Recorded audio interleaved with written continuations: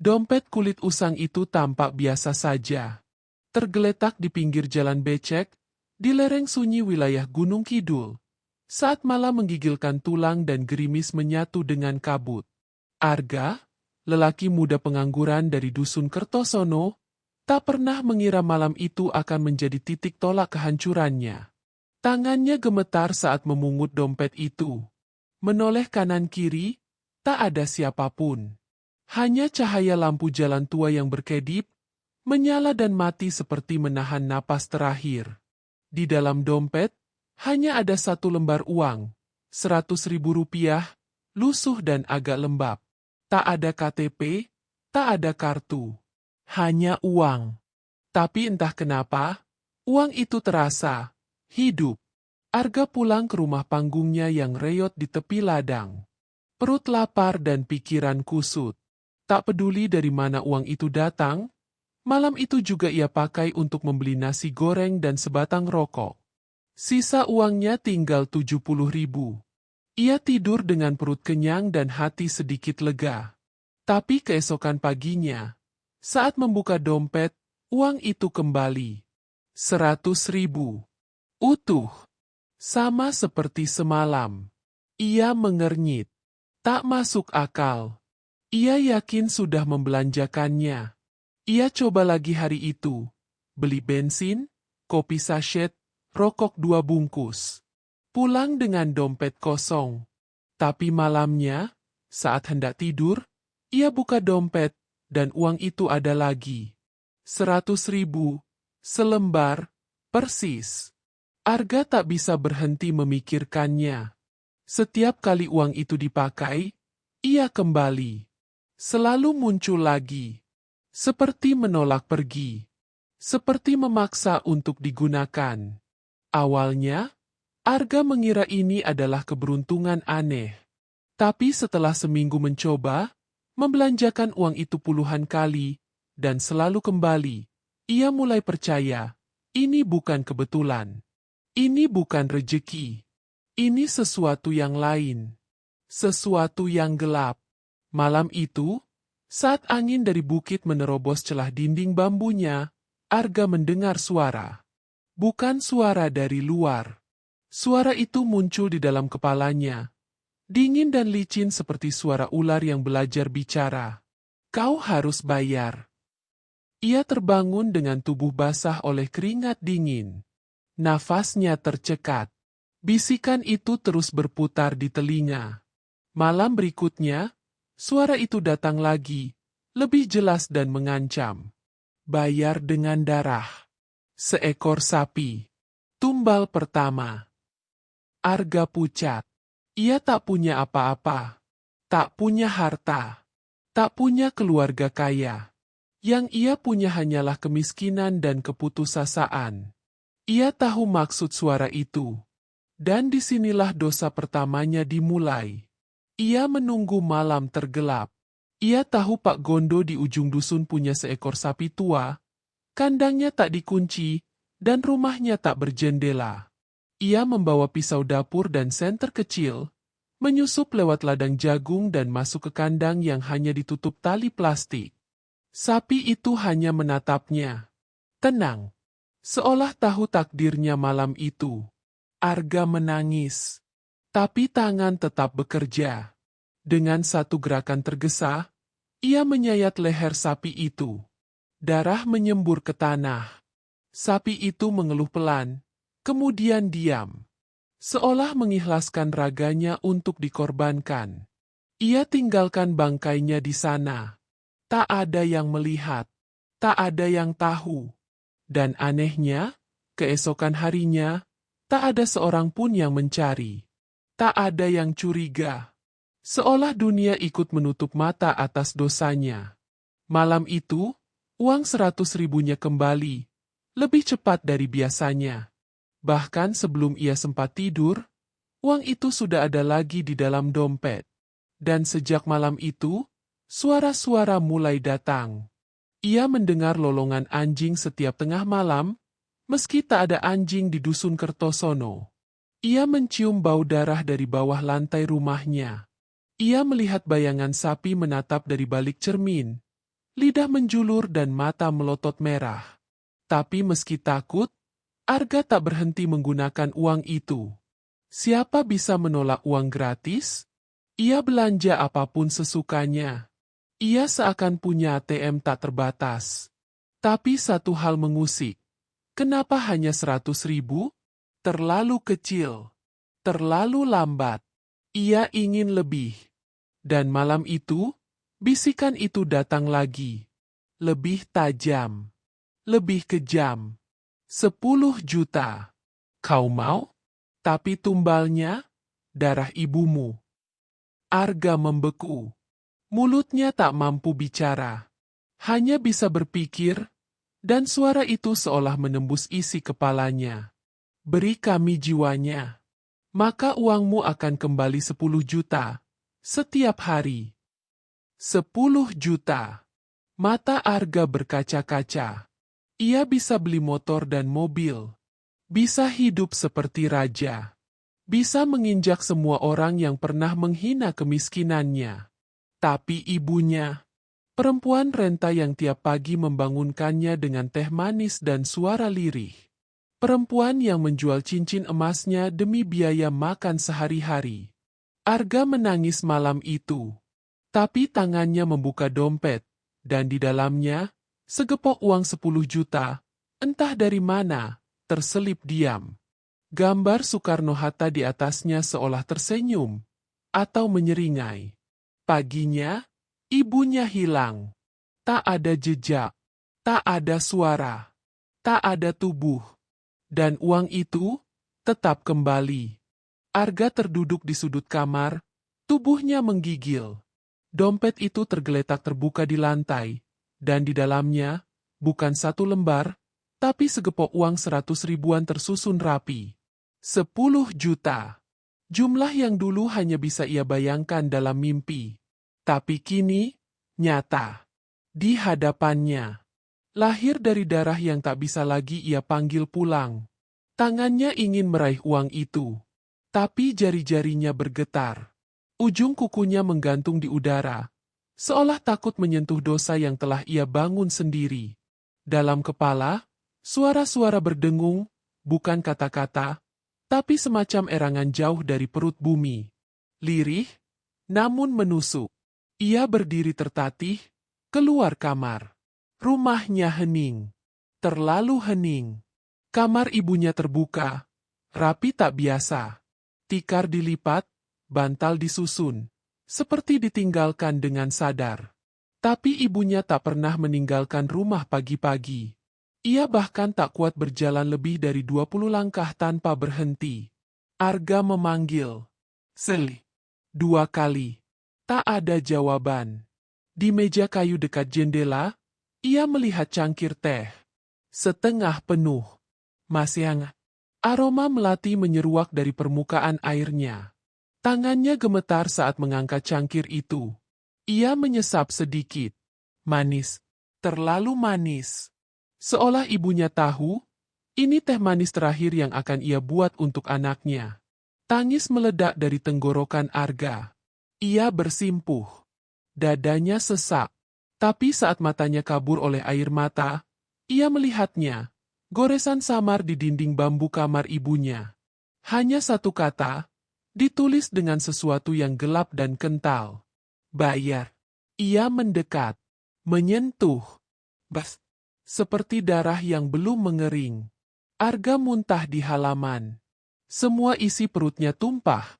Bercampur dengan angin dingin Gunung Kidul yang mencabik-cabik tulangnya. Tapi saat ia kembali masuk rumah, dompet itu masih di sana. Dan segepok uang itu, tetap utuh. Tidak berkurang sedikit pun. Hari-hari berikutnya, Arga hidup dengan tubuh hampa dan dompet penuh. Ia belanjakan uang itu di kota. Beli pakaian, HP mahal, sepatu bermerek, makan di restoran yang dulu hanya bisa ia pandangi dari kaca luar. Tapi tiap malam, dompet itu kembali terisi. 10 juta. Tidak pernah kurang 1 lembar pun. Ia menyewa kamar hotel, menghindari rumah. Ia takut akan suara-suara, bayangan samar, dan bau tanah basah yang terus muncul dari bawah lantai. Tapi suara itu tetap mengikuti. Ketukan di pintu kamar hotel di tengah malam. Bisikan dari balik bantal. Kadang, suara sendok mengaduk teh dari arah kamar mandi. Ia mencoba mengabaikan. Tapi rasa takut perlahan berubah menjadi luka yang tak bisa sembuh. Ia melihat bayangan ibunya berdiri diam di sudut cermin kamar mandi. Rambut panjang menutupi wajah, tangan menggenggam cangkir, dan suara pelan menyusup masuk ke telinga Arga saat ia hendak tidur. "Manis ya, Ga, teh buatmu tadi malam." Suara itu lirih, pelan, tapi menyayat jauh ke dalam. Ia menjerit, menutup telinga. Tapi suara itu tak hilang. Seolah diputar dari dalam dadanya sendiri. Arga mencoba membuang dompet itu. Dibuangnya ke jurang. Dibakarnya. Dilempar ke sungai. Tapi keesokan harinya, dompet itu selalu kembali. Entah di bawah bantal, di dalam lemari, bahkan sekali, di saku jaket yang tak pernah ia pakai. Dan setiap kali dompet itu terbuka, segepok uang 100.000 tersusun seperti barisan peluru. 10 juta. Tidak pernah hilang. Tidak pernah habis. Tapi satu malam, dompet itu menyimpan lebih dari uang. Ia membukanya dengan gemetar setelah mendengar ketukan pelan di jendela hotelnya yang berada di lantai 3. Tak mungkin ada orang di luar. Tapi suara itu nyata. Tok, tok, tok. Dengan tangan menggigil, ia membuka dompet. Di atas tumpukan uang, sehelai rambut putih panjang tergeletak lurus. Terlalu panjang untuk ukuran manusia. Terlalu halus untuk milik siapapun. Arga terpaku.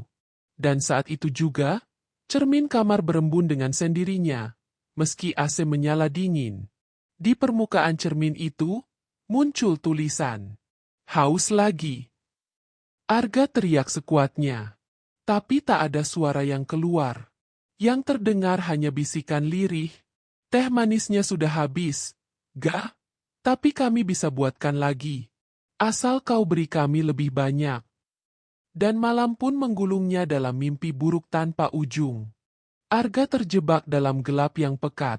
Tak ada cahaya. Tak ada arah. Hanya langkah-langkah samar yang semakin dekat dari segala penjuru. Ia ingin berteriak, tapi mulutnya terkunci. Ia ingin berlari, tapi kakinya seperti tenggelam dalam tanah liat merah yang lengket, dingin, dan berbau amis. Dari balik bayangan, muncul sosok. Rambut panjang, acak-acakan. Kain jarik compang-camping melilit tubuh kurus. Matanya dua lubang hitam yang menyedot seluruh keberanian. Dan di tangannya, sebuah cangkir teh. Uapnya melayang pelan, membawa aroma melati dan sesuatu yang busuk. Sangat busuk. Sosok itu mengangkat cangkir perlahan, menyodorkan padanya. "Haus lagi, Ga?" Jerit Arga memecah udara, tapi dunia seolah tuli.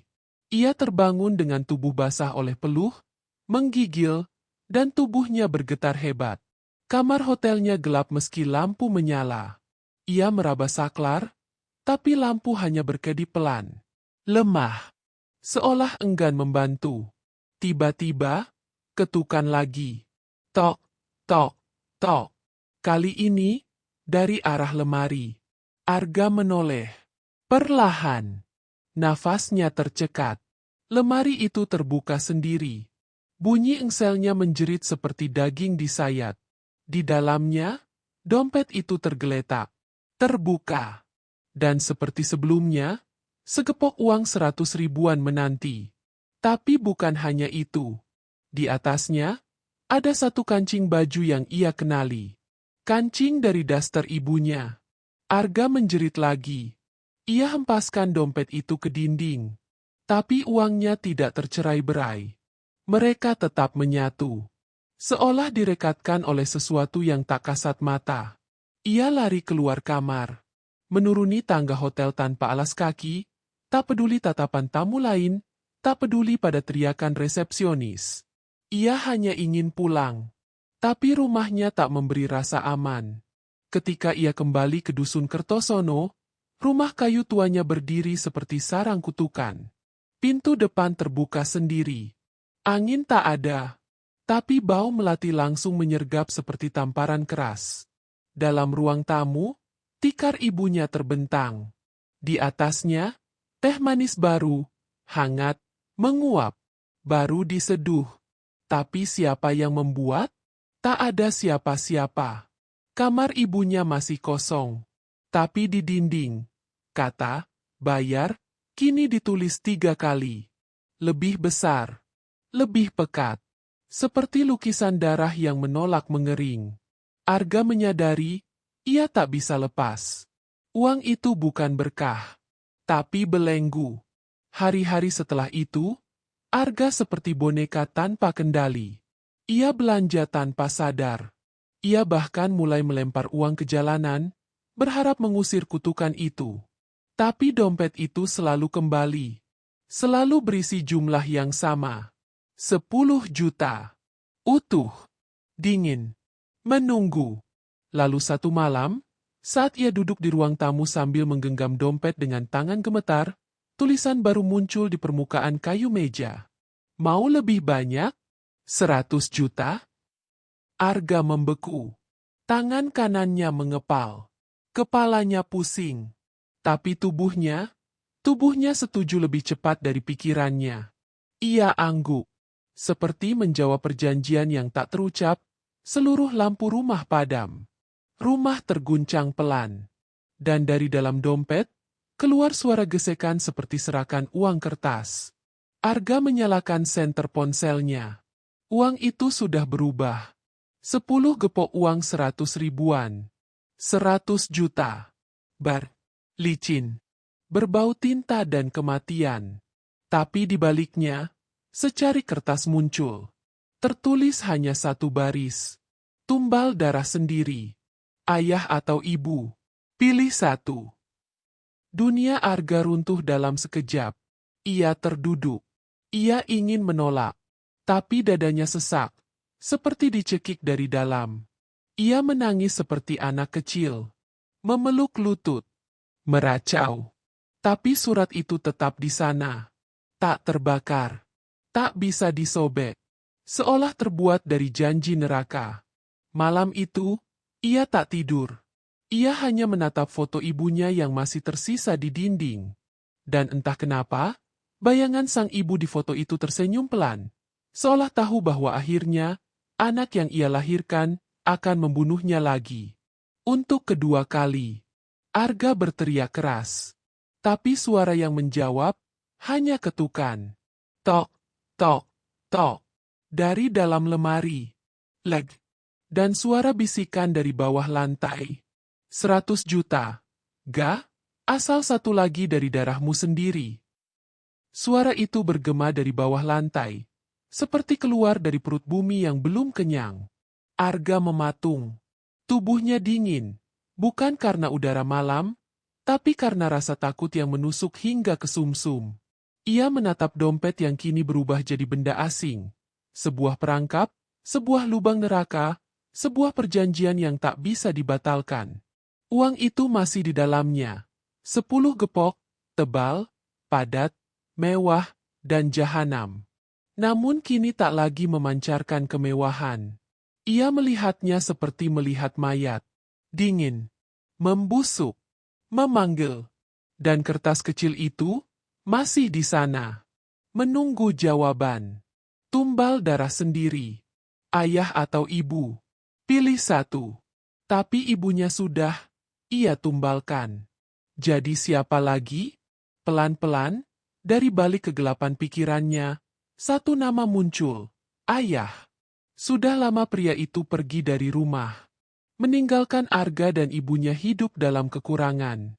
Konon merantau ke Kalimantan jadi buruh, lalu menghilang tanpa kabar. Arga tumbuh dengan dendam terhadap lelaki itu. Dendam yang lama terkubur, kini seperti digali lagi oleh tangan-tangan tak kasat mata. Ia coba mengelak, tapi dompet itu selalu mengikutinya. Bahkan saat ia pergi dari rumah, menginap di rumah temannya di kota, dompet itu tetap muncul di bawah bantal. Tetap penuh, tetap utuh. Dan kini, bukan hanya uang yang dibawanya. Suatu malam, ia mendengar suara ketukan di bawah ranjang. Ia berlutut, melihat ke bawah, dan mendapati benda asing, sehelai surat tua yang ia kenali sebagai milik ibunya dulu. Surat yang ditulis ayahnya puluhan tahun lalu. Surat terakhir sebelum ia menghilang. Tangannya gemetar saat membaca. Kalau suatu hari aku hilang, jangan cari aku, karena yang mencariku akan membawa petaka.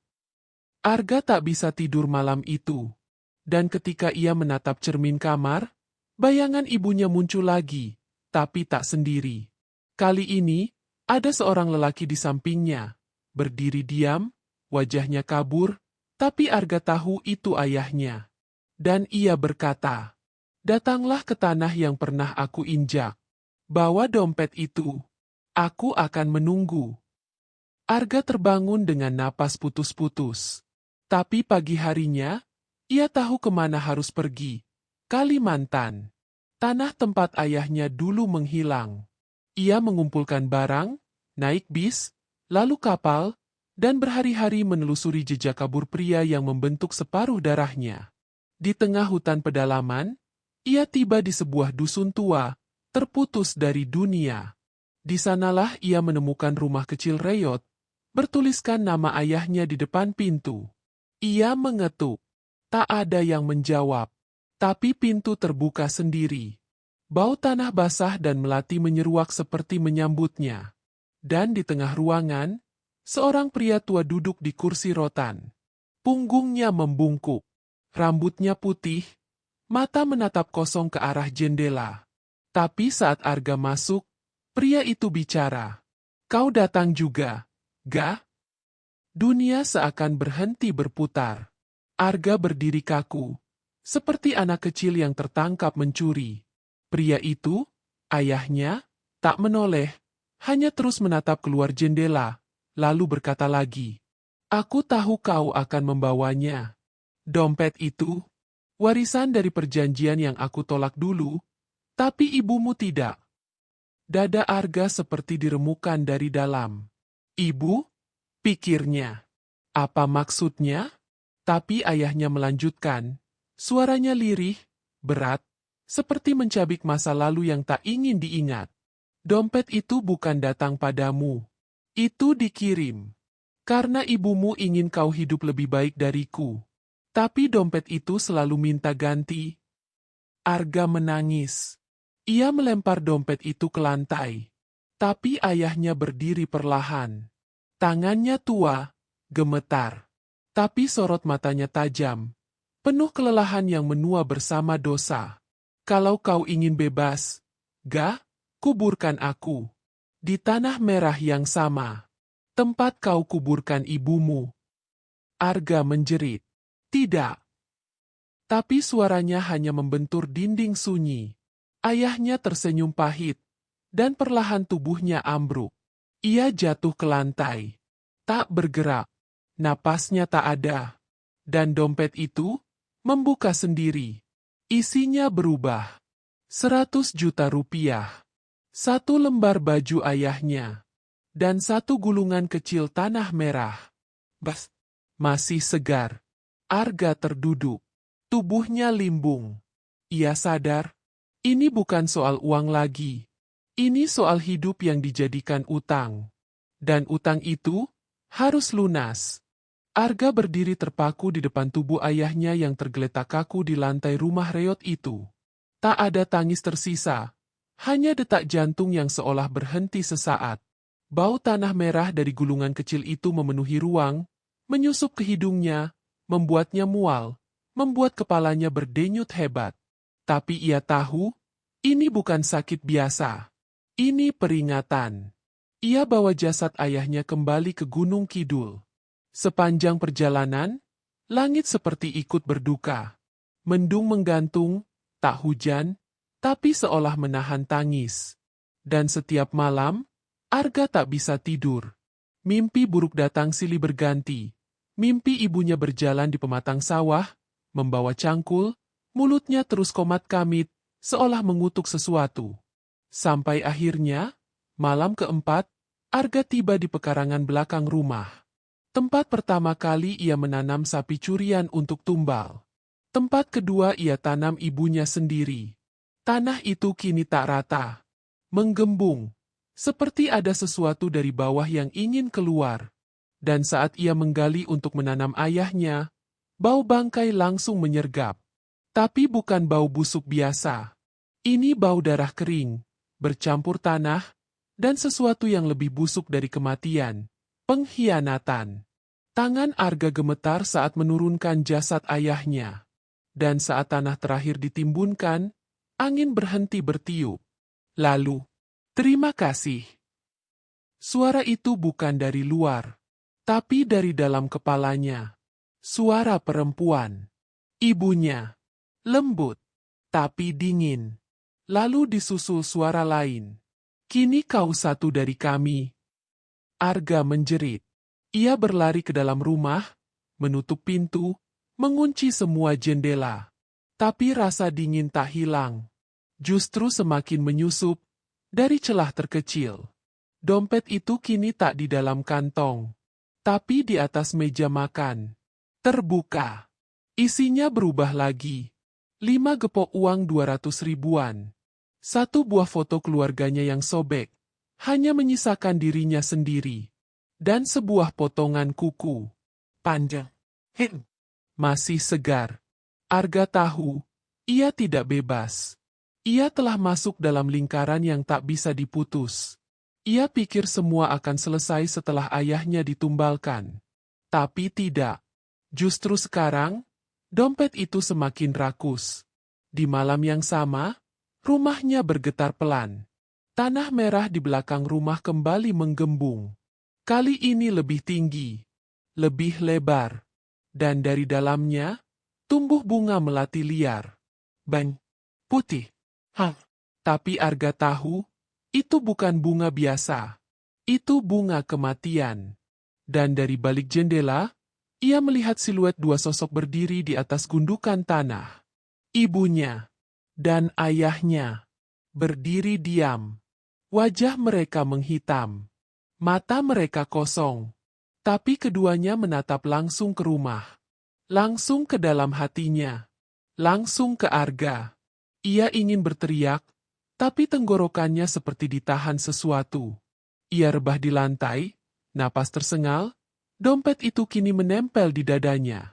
Tak bisa dilepas. Seolah menyatu dengan kulitnya. Dan dalam hening, suara itu datang lagi. Kau masih bisa naikkan nilainya.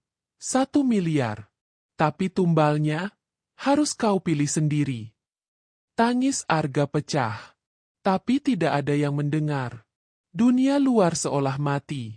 Ia melihat cermin, dan untuk pertama kali, ia sadar, bayangannya tidak tersenyum. Bayangannya menangis darah. Dan dari bibir bayangannya sendiri, terdengar bisikan yang bukan berasal darinya. Duit setan tidak memberi. Ia hanya menagih. Sekarang giliranmu? Kalimat itu bergema di dalam benak Arga saat ia masih tergeletak di lantai. Tubuhnya bergetar, napas tersengal. Bayangan dirinya di cermin masih menangis darah. Seolah menyadarkan bahwa kutukan itu belum usai, malah semakin dalam. Dompet yang melekat di dadanya berdenyut seperti jantung yang tidak pernah berhenti. Isinya kini berubah menjadi 10 gepok uang 200 ribuan, jauh lebih banyak dari sebelumnya. Tapi jumlah itu terasa seperti jerat yang kian mengikatnya. Suara itu kembali, lebih lantang dan tak terelakkan. Naikkan jadi 1 miliar. Tumbalmu harus yang paling berharga. Nyawamu. Arga menahan sakit yang menyayat hati. Ia tahu, nilai uang itu bukan sekadar angka. Ini adalah permintaan yang tak bisa ditolak, sebuah jebakan yang sudah menunggu di depan. Bayangan dirinya di cermin tersenyum sinis, menggoda dan menakutkan sekaligus. Kau tidak bisa lari. Kau sudah jadi bagian dari kami.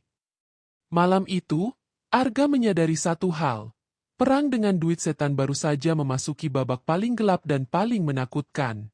Jika ingin bebas, ia harus membayar harga yang tak terbayangkan. Arga menghela napas panjang saat ia menatap dompet yang kini terasa semakin berat di tangannya. Uang 1 miliar itu seperti gunung yang tak mungkin ia daki. Tetapi lebih dari itu, bayang-bayang kelam di balik dompet itu mulai mengintai setiap langkahnya. Ia mulai menggali masa lalu keluarganya, menyelami cerita yang selama ini tersembunyi di balik dinding rumah tua di Kertosono. Berbagai bisik-bisik tetangga dan kerabat yang dulu pernah dekat dengan orang tuanya mulai terungkap, membawa Arga pada fakta mengerikan.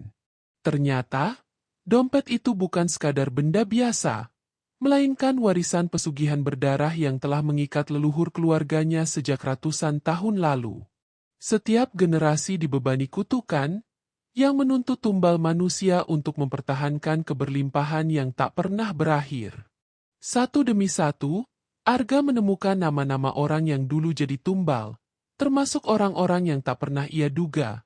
Mereka adalah saudara jauh, kerabat bahkan sahabat yang hilang tanpa jejak. Dendam, ketakutan, dan rasa bersalah mulai mencengkeram jiwa Arga. Ia tahu, jika ia menyerah, nasibnya akan sama seperti mereka, tersesat dan terperangkap selamanya dalam lingkaran neraka yang tak berujung. Namun, ada secercah harapan yang muncul ketika ia menemukan sebuah manuskrip kuno yang diakini bisa memutus rantai kutukan. Tapi untuk menggunakannya, Arga harus menghadapi makhluk gaib penjaga pesugihan itu, makhluk yang lebih menakutkan dari kematian sendiri. Malam itu, Arga merasakan hawa dingin menusuk sampai ke tulang. Ia berdiri di depan cermin, melihat bayangannya yang semakin pudar, dan berbisik pada dirinya sendiri. Aku harus kuat. Aku harus melawan. Namun tekad itu tak cukup untuk meredam kekacauan yang meluap dari dalam jiwanya. Malam di Kertosono terasa lebih dingin dari biasanya. Seolah angin gunung membawa kabar kematian yang belum tiba. Langit mendung menutup cahaya bulan, menciptakan kegelapan sempurna.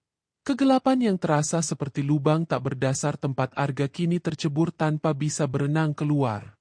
Dompet sialan itu tergeletak di atas meja, mengembuskan aroma tanah kuburan yang semakin kuat.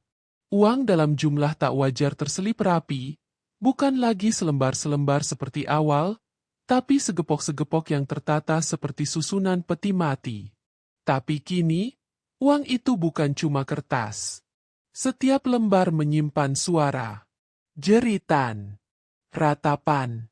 Nyah. Arga menatapnya dengan mata nanar, tubuhnya gemetar seperti sedang dirasuki demam yang tak kunjung reda.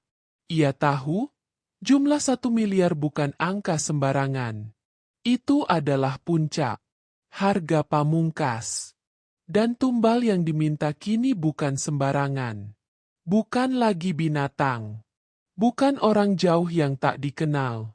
Bukan juga ibunya, karena itu sudah dibayar. Tumbal berikutnya adalah orang yang paling ia cintai. Dan Arga hanya punya satu orang yang selama ini diam-diam menyelamatkannya dari kegilaan. Alin. Bukan kekasih, bukan istri, bukan saudara. Hanya seorang tetangga lama yang dulu sering datang membawakan nasi bungkus saat ibunya sakit. Seseorang yang tahu caranya bicara tanpa suara, melihat luka tanpa bertanya. Arga tak pernah mengakuinya. Tapi Alin adalah satu-satunya alasan ia belum bunuh diri saat semua mulai hancur. Dan kini dompet itu menginginkannya. Arga menolak. Ia membanting dompet itu ke dinding. Tapi benda itu melayang dan jatuh perlahan ke lantai, tak rusak sedikit pun. Dari sudut ruangan, suara bergemerisik muncul, tanah merah basah menggumpal seperti daging busuk, merayap ke arah kakinya, meninggalkan jejak lumpur berbau amis. Dalam ketakutan yang semakin menjadi, Arga menutup wajah dengan kedua tangan. Tapi yang ia lihat di balik kelopak mata tertutup justru lebih buruk. Gambaran Alin tersungkur di tanah, tubuhnya dililit akar hitam yang tumbuh dari perut bumi, menjerit namun tak bersuara. Pilih dia atau dirimu. Waktumu tinggal sedikit. Suara itu seperti dibisikkan langsung ke dalam jiwanya. Tak ada tempat untuk lari. Tak ada waktu untuk menunda. Jika ia tak menyerahkan tumbal berikutnya, dompet itu akan mengambilnya sendiri. Dan jika dompet yang memilih, korbannya tak hanya satu. Arga keluar rumah dengan langkah terhuyung. Dunia di sekitarnya tampak berbeda. Lebih gelap, lebih sunyi. Bahkan suara jangkrik pun menghilang. Ia berdiri di tengah jalan dusun Kertosono, menatap ke arah rumah Alin yang hanya berjarak 3 rumah dari miliknya. Lampu rumah Alin masih menyala. Perempuan itu pasti sedang menyeduh kopi atau membaca novel. Seperti biasa. Tidak tahu apa-apa. Tidak paham bahwa ajal sedang menatapnya dari jendela tetangga. Langkah Arga berat. Tapi pikirannya lebih berat. Jika ia tak melakukannya, dompet itu akan mengambil Alin dengan cara yang lebih kejam. Tapi jika ia menumbalkannya sendiri, apa yang tersisa dari dirinya sebagai manusia? Hatinya koyak. Ia kembali ke dalam rumah, terduduk di sudut ruang tamu, memeluk lutut seperti anak kecil yang hilang arah. Malam itu panjang. Arga tak tidur. Ia hanya menunggu. Menunggu satu hal, kemampuan untuk membunuh perasaan. Malam itu panjang. Arga tak tidur. Ia hanya menunggu. Menunggu satu hal, kemampuan untuk membunuh perasaan. Namun yang datang bukan kekuatan, melainkan kehancuran. Hatinya yang sebelumnya retak kini benar-benar pecah, tak lagi menyisakan rasa yang utuh. Pagi belum menyingsing, tapi kegelapan dalam dada Arga sudah lebih pekat dari malam manapun yang pernah ia alami. Ia berjalan seperti mayat hidup ke dapur, menyeduh kopi pahit yang tak ia hirup, hanya menatap uapnya yang melayang seperti asap dupa pemanggil arwah. Di sudut meja, dompet setan itu tetap tergeletak, tenang dan menunggu. Tak perlu bergerak, karena korban berikutnya sudah dekat. Pagi berganti siang. Siang berubah menjadi senja. Dan saat adzan maghrib berkumandang, Arga tahu, malam ini waktunya. Tangan takdir sudah menggenggam bahunya. Ia hanya perlu mendorong satu nyawa ke dalam jurang kutukan. Jam 8 malam, ia mengetuk pintu rumah Alin. Perempuan itu membukakan pintu dengan senyum lelah dan mata hangat.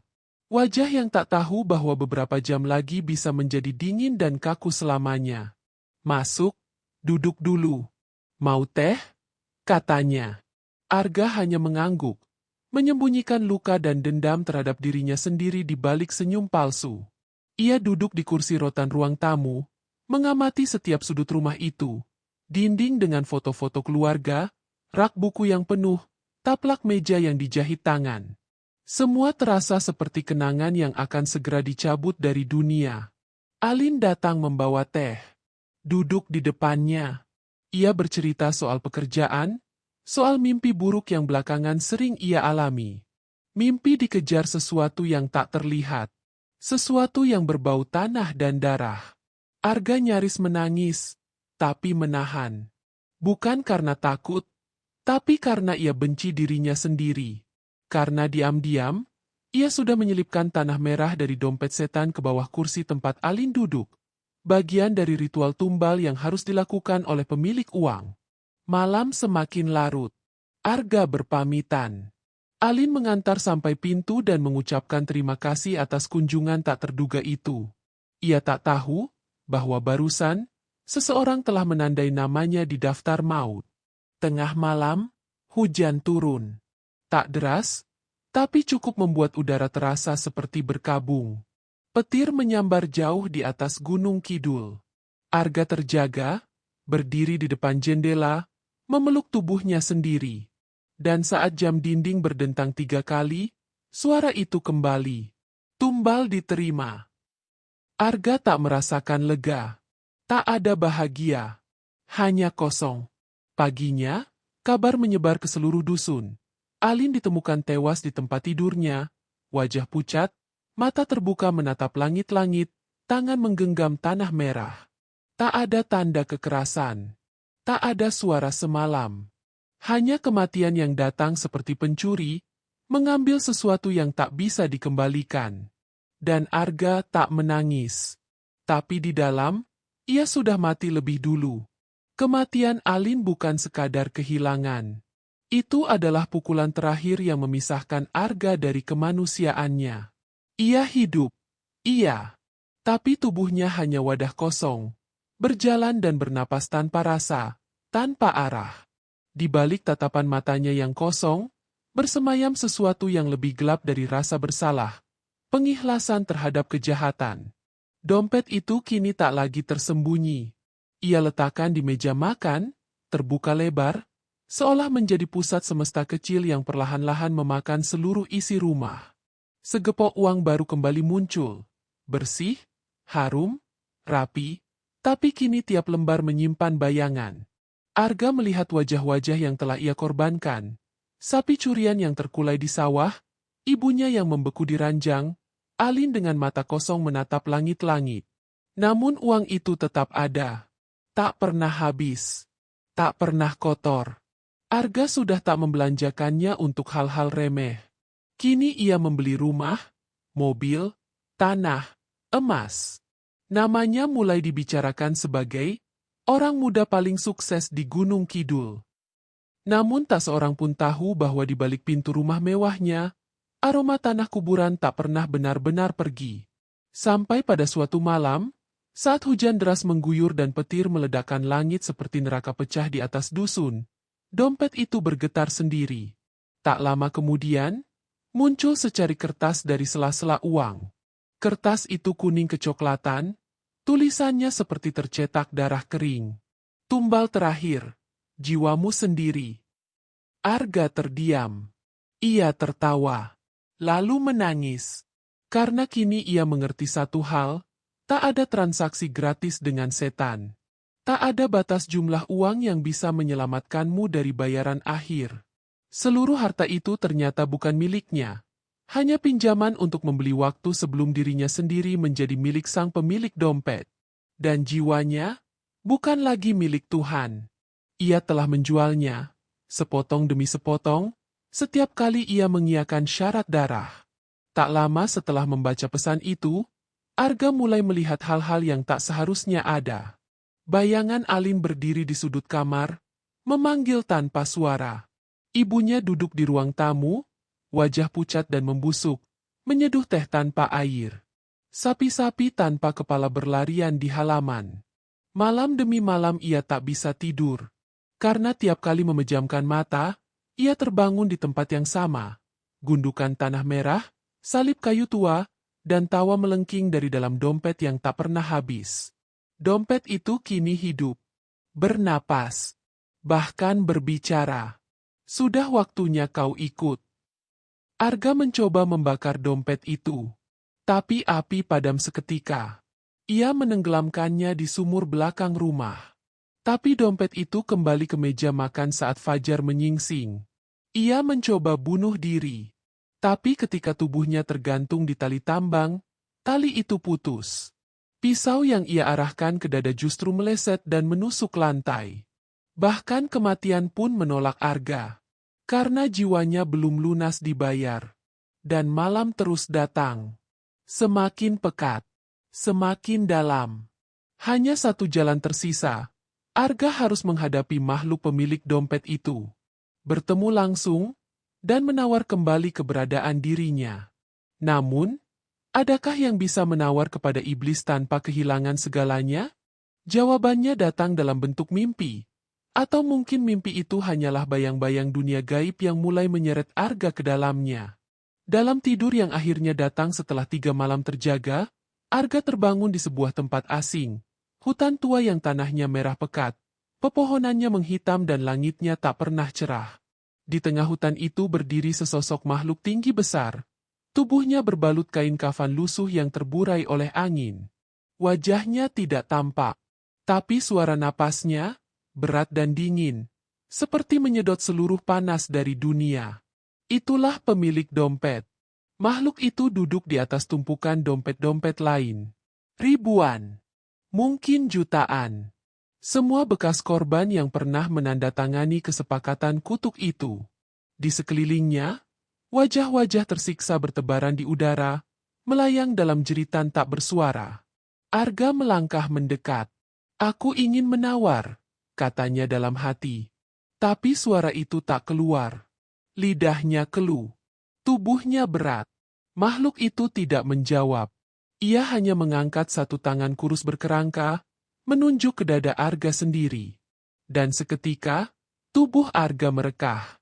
Bukan darah yang keluar, tapi asap hitam dan serpihan cahaya, jiwanya. Ia melihatnya keluar perlahan, berwarna abu-abu kelam, terbakar di ujungnya, seperti kertas terbakar lambat. Arga menjerit, tapi tak ada suara. Ia hanya merasakan kehilangan paling dalam, karena jiwa itu bukan hanya miliknya, jiwa itu adalah dirinya. Makhluk itu lalu menjilat udara, seperti mencicipi rasa dari penderitaan. Dan saat itu juga Arga sadar, ia sudah tak punya apa-apa lagi. Tak bisa menawar, tak bisa kabur. Ia telah menjual segalanya demi lembar-lembar uang yang bahkan tak punya bau kehidupan. Ia telah membunuh. Ia telah mengorbankan orang yang mencintainya. Ia telah kehilangan tempat kembali. Tubuhnya masih ada di dunia nyata. Hidup. Bernapas. Tapi jiwanya kini terkurung di tempat itu. Menjadi satu di antara ribuan wajah yang terperangkap dalam neraka dompet. Malam itu, rumah besar Arga tampak sepi. Namun dari jendela kamarnya, orang-orang yang lewat bisa melihatnya berdiri tegak menghadap tembok. Diam. Oh. Matanya terbuka lebar. Senyumnya lebar, dan tangannya mencengkram dompet lusuh yang terus menebar bau amis. Ia tidak bicara lagi. Tidak keluar rumah lagi. Tapi uang itu tetap ada. Tersusun rapi di dalam lemari. Terus bertambah. Tanpa pernah dibelanjakan. Dan sejak malam itu, banyak orang berkata rumah Arga dikutuk. Tak ada yang berani masuk. Tapi sesekali, terdengar suara bisikan dari balik jendela. Suara itu bukan Arga, melainkan jiwa-jiwa yang dulu pernah menandatangani perjanjian. Dan dompet itu tak pernah hilang. Ia hanya menunggu. Menunggu pemilik baru. Karena di dunia ini, akan selalu ada manusia yang terlalu lapar untuk sabar, dan terlalu buta untuk melihat harga dari keabadian.